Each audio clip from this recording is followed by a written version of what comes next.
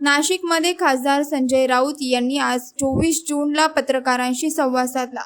यावेळी काल झालेल्या पुण्यातल्या ड्रग्ज पार्टीवर बोलताना या ड्रग्जच्या पैशातून सरकारचे खिसे भरले जात असल्याचा आरोप संजय राऊत यांनी केला। यासोबतच याला पाठबळ देणारे आमदार आणि खासदार कोणत्या पक्षाचे आहेत हे देखील समोर आलं असल्याचं त्यांनी म्हटलं। बघा, हे जे सरकार आहे महाराष्ट्राचं सध्याचं मुख्यमंत्री म्हणजे सरकार हेच मुळे भ्रष्टाचाराच्या पैशातून निर्माण झालं। त्यांचं धोरण असं आहे, पैशातून सत्ता, सत्तेतून पैसा, पुन्हा सत्ता।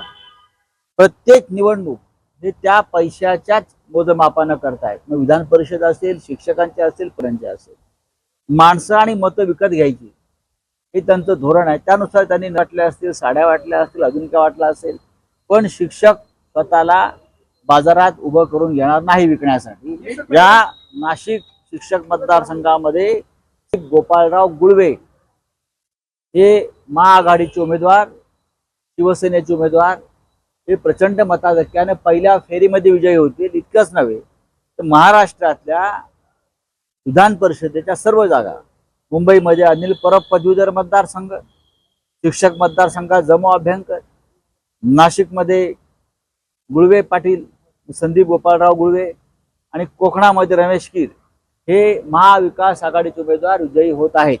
निवडणूक आयोगाला हे सगळं दिसत नाही का?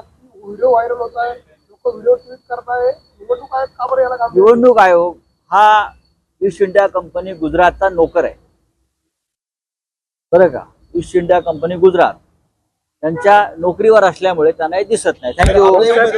आपल्या उमेदवारावर असे आरोप करू द्या ना। आम्ही का सत्तेत आहोत का?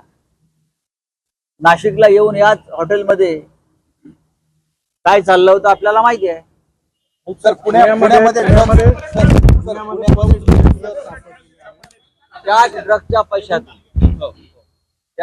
पैशातून सध्याच्या सरकारचे खिसे भरले जात आहेत।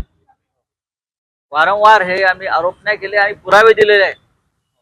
यांना पाठिंबा देणारे, यांना पाठबळ देणारे पोलीस प्रशासन, आमदार आणि खासदार हे कोणत्या पक्षाचे आहेत हे समोर आलेलं आहे।